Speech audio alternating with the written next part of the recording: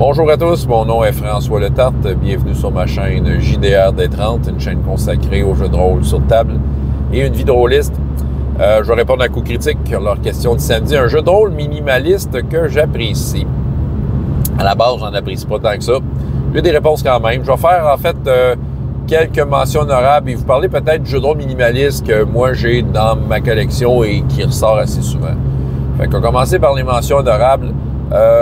For the Drama, mention honorable, c'est un jeu de rôle, c'est des cartes que tu tires qui posent des questions et qui t'amènent à y répondre pour faire avancer un peu ce qui se passe dans le jeu. Ouais, je dirais que on est vraiment à cheval entre le jeu de société et le jeu de rôle. C'est un jeu de société, en fait. C'est un jeu, il y a l'avantage de même quelqu'un qui n'a jamais fait de jeu de rôle va s'asseoir et comprendre ce qui se passe parce que tu réponds à des questions, puis en répondant à des questions, ben en fait, tu crées l'histoire puis tout ça. C'est juste que tu ton personnage en tant que jeu de rôle, tu prends pas de décision par toi-même pour faire avancer l'histoire, c'est plutôt les questions te forcent à répondre. Tu réponds ce que tu veux. La décision qui vient de toi-même, c'est la réponse que tu vas faire à la question. Autrement dit, chaque question, c'est comme un peu, comment je pourrais dire, un problème, un défi à relever. Le défi à relever, c'est de répondre à la question. En fait, la question te pose un défi et en y répondant, mais c'est là que tu construis une histoire. C'est un jeu qu'on trouve gratuitement, en ligne. Je sais qu'il y a For the Queen que tu l'achètes si tu le veux en vraie carte, mais sinon, ça se joue en ligne. Je l'ai fait quelques fois, des fois pour boucher un trou avec Marc, quand on jouait pas Uncharted Worlds, avec Marc puis Stéphanie ou Marc puis PA, des fois on s'amusait, on a fait des For the, puis j'ai des actual plays de ça, d'une certaine façon. Fait que, lui, c'est une mention honorable, comme je dis. C'est un, c'est juste ça. Il y en a qui n'aimeront pas ça, là, parce que je vais être du genre à dire c'est pas un jeu de rôle. Ben, t'as pas l'entière liberté d'un jeu de rôle, mais quand même, c'est plaisant. C'est un jeu qui est plaisant. Comme je dis, c'est ça. T'as pas l'entière liberté d'un jeu de rôle parce que je trouve que ça emprunte beaucoup aux jeux de société. Mais c'est plaisant, c'est ça. Moi, je trouve ça très, très plaisant. Fait que For the Drama, hyper minimaliste. T'apprends à jouer t'as même pas besoin de lire les règles. Tu tournes la première carte, t'apprends à jouer dans les 6 premières cartes. Puis après ça, c'est parti.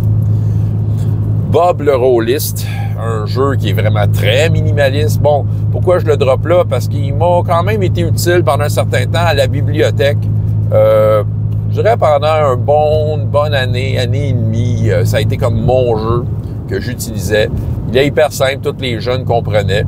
C'est un jeu que tu trouves sur le net, fait Bob le Rôliste. Puis je pense que c'est Taverne Production, l'éditeur.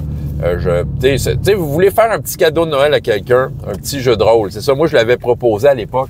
Parce que, dans le fond, Bob le Rôliste, si tu fais imprimer ta feuille recto verso, tu plies ça devient un petit fascicule. Tiens, voici un jeu de rôle. Puis dedans, t'as tout. T'as la mécanique, puis t'as 3 scénarios.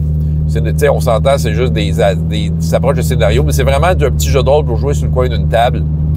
Je dirais que c'est pour rigoler entre amis une soirée. C'est sûr que moi, j'ai poussé l'expérience Bob le Rôliste à fond parce que je m'en servais pour faire des pseudo-campagnes, d'une séance à l'autre à la bibliothèque. Quand il y a des personnages qui revenaient, j'essayais de mettre un petit système de progression juste pour comme leur donner un petit quelque chose.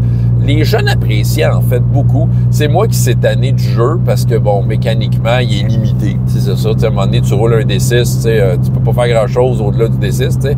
Fait que, c'est ça. Il manquait je manquais d'arguments pour rendre des défis intéressants. Mais reste que je considère que c'est un excellent jeu. Je l'ai déjà offert à plein de monde. Puis oui, je l'offrirais encore sans hésiter. Du monde, tiens, voici un petit jeu de rôle pour rire, c'est un petit papier, tu lis, t'as du fun. Voilà, Bob le Rôliste. L'autre mention, très honorable en fait, parce que c'est un jeu qui a du potentiel et je crois qu'il a été une réponse dans un autre coup critique. C'est un jeu de Kaiser Omnic, je pense. OK, j'espère pas me tromper, mais il s'appelle Au seuil de la mort. C'est un jeu que j'ai déjà animé à Draconis. Il avait gagné un prix dans un jam de création de jeu dont j'étais juge. Fait que c'est ça, moi, dans le fond, ce qui a fait que je l'ai joué à Draconis, c'est que je voulais prendre au moins un des jeux gagnants et dire OK, on l'essaye. Puis, j'ai été très agréablement surpris du potentiel de ce jeu-là.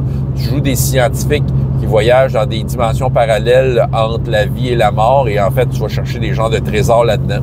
Puis, dans le fond, c'est comme un peu un X-Crawl, tu sais, d'une certaine façon. Tu rentres dans un monde, tu fais ton truc. Puis, si tu veux aller plus loin, tu vas dans un autre monde qui va être complètement différent. Fait que, tu peux voyager dans des époques, dans des... Tu sais, ça peut être de n'importe quoi, là. Tu sais, c'est ça. C'est pas basé sur un seul et même décor, là. Tu sais, tu peux aller dans du futuriste, du préhistorique. Tu peux aller dans tout.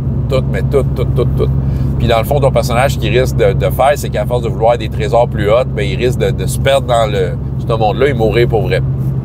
Bon, un peu basé PBTA au niveau de la mécanique. Mais moi, je vois qu'il y a du potentiel.